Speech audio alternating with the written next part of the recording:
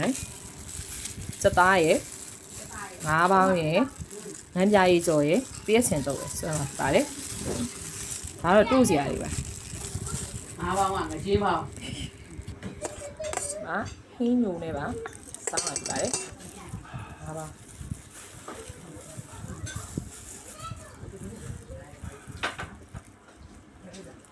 ကောင်းပါတော့ကျွေးတိုးဆိုတာကလည်းငါးပေါင်းနောက်တော့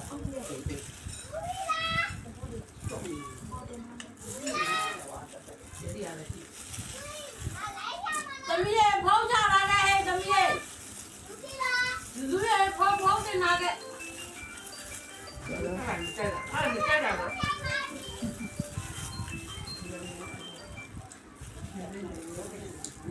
ါသမီးပြင်ရောက်နေလို့